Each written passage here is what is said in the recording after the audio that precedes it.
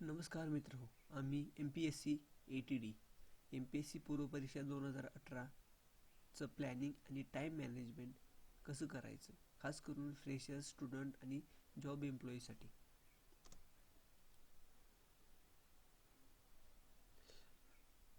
आपण code assign केले आहेत प्रत्येक सब्जेक्टसाठी. जसे की तुम्हीही तुमच्या सब्जेक्टसाठी वेगळा कोड असाइन करू शकता. हिस्ट्रीसाठी हिस्ट, जिओग्राफीसाठी जिओ, पॉलिटी आणि गव्हर्नन्ससाठी पॉलिटी, इकॉनॉमिक अँड सोशल डेव्हलपमेंटसाठी econ, general issues on environment ENV, general सायन्ससाठी सायन्स SCI, करंट अफेअर्स आणि GS पेपर 2साठी CA आणि GS2 असे कोड असाइन केले आहेत. आपणही आपल्या सब्जेक्टसाठी कोड असाइन करू शकता.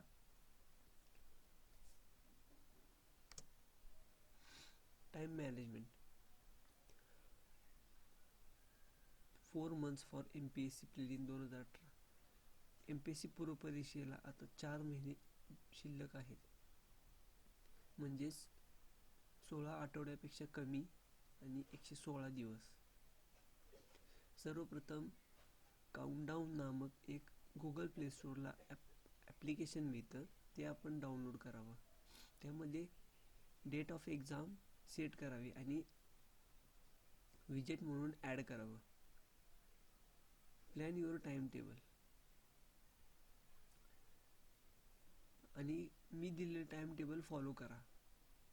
पण आपण पाहू शकता की पर डे 2 टॉपिक असतील, मंडे, ट्यूसडे, वेन्सडे आणि थर्सडे, फ्रायडे, सॅटरडे. संडेला प्रिव्हियस पेपर्सचा स्टडी असेल.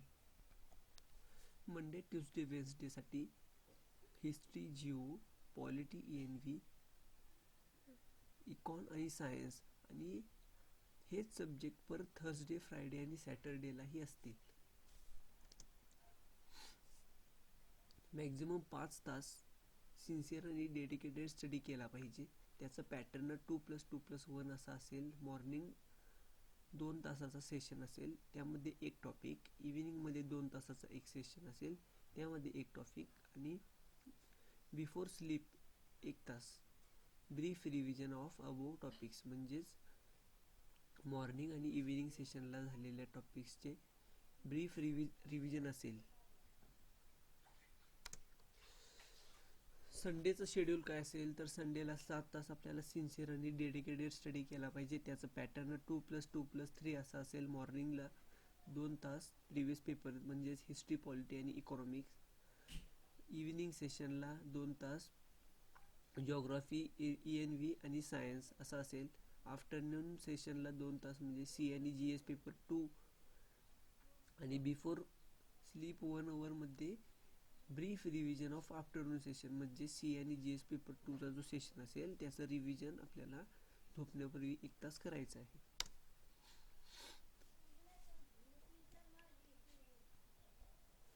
Strategy for history. हिस्ट्रीमध्ये 3 पार्ट, म्हणजेच ॲन्शियंट हिस्ट्री जी की बिफोर 2nd सेंचुरी असेल.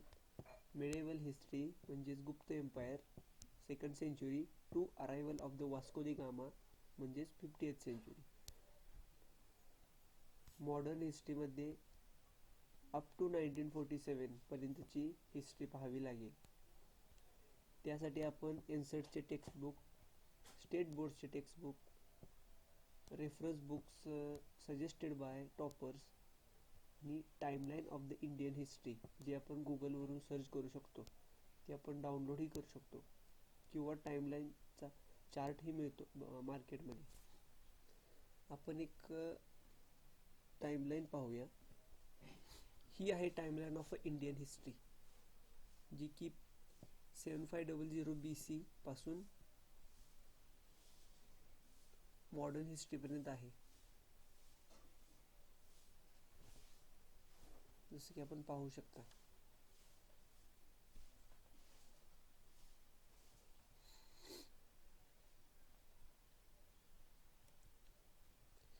टू 2005 पर्यंत दिली आहे, पण आपणास 1947 पर्यंतची हिस्ट्री पाहावी लागेल. जिओग्राफीमध्ये वर्ल्ड जिओग्राफी, इंडियन जिओग्राफी आणि इंडियन जिओग्राफीचे पार्ट होतात. त्यामध्ये geography of Maharashtra, physical, social आणि इकॉनॉमिक कन्सिडरेशन नाही. त्यासाठी आपण इन्सर्टचे textbook, state boards books, selected books by reference, toppers आणि atlas. Keep atlas with you. Google maps असेल तर उत्तमच, जे की प्लेसेस लोकेट करण्यासाठी आपणास मदत करेल. पॉलिट आणि गव्हर्नन्स, त्यामध्ये constitution, political system, Panchayati Raj, urban governance, public policy, rights issue हे टॉपिक्स महत्त्वाचे असतील. त्यामध्येही आपण NCERT textbook, state board textbook, book suggested by toppers. आपल्याकडे कॉन्स्टिट्यूशन ऑफ इंडियाची PDF कॉपी असावी आणि आपण लेटेस्ट अमेंडमेंट्स म्हणजेच कॉन्स्टिट्यूशन ऑफ इंडियामध्ये झालेले बदल, आत्ताच 101वा बदल झालेला आहे GST मुळे. इकॉनॉमीमध्ये 5 टॉपिक असतील. त्यामध्ये sustainable development, poverty, inclusion, demographics, social sector initiatives. आपल्याकडे बजेट आणि इकॉनॉमिक सर्वेची PDF कॉपी असायला पाहिजे आणि latest reports by economic bodies हे आपण सर्च केलं पाहिजे. एन्व्हायरमेंटमध्ये environmental ecology, biodiversity, climate change आणि आपण करंट अफेअर्स सर्च केले पाहिजेत on the basis of national parks, सँच्युरी, biosphere, biodiversity hotspot, environmental laws, projects, protection, national and international organisations. General सायन्समध्ये फिजिक्स, केमिस्ट्री, बायोलॉजीमध्ये बॉटनी, झोलॉजी, हायजीनमध्ये न्यूट्रिशन, डिसीजेस, ह्युमन सायन्समध्ये body organs आणि processes हे टॉपिक्स असतील.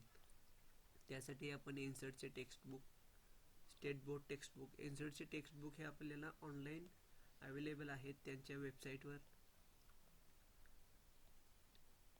All in one formula नामक एक पुस्तक न्यूमरिकलसाठी मिळतं, ते आपण घ्यावं.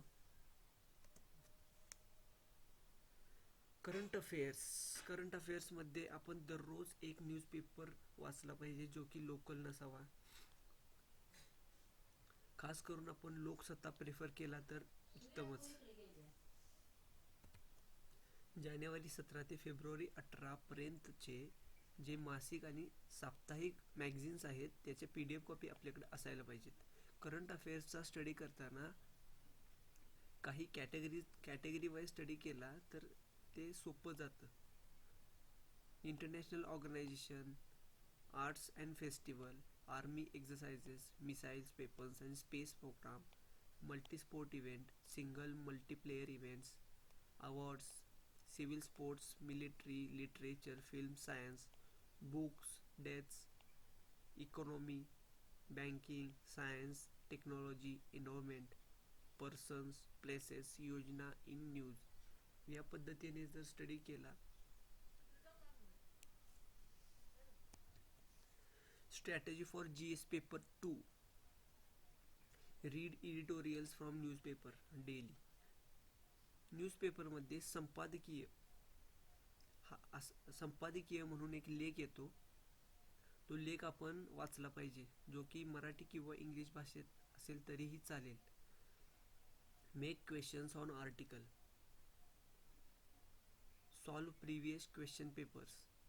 आपण प्रिव्हियस क्वेश्चन पेपर सॉल्व केले पाहिजेत. प्रिपेअर न्यूमरिकल ॲबिलिटी, रिझनिंग आणि ॲप्टिट्यूड व्हाईल सॉल्विंग क्वेश्चन्स. म्हणजे प्रश्न सोडवताना टोटल 80 प्रश्न, त्यामध्ये 50, 25 आणि 5 प्रत्येकाला 2.5 असं मार्क, म्हणजे 2.5 मार्क. त्यामध्ये आपण 5 डिसिजन मेकिंग क्वेश्चन सोडवतोय.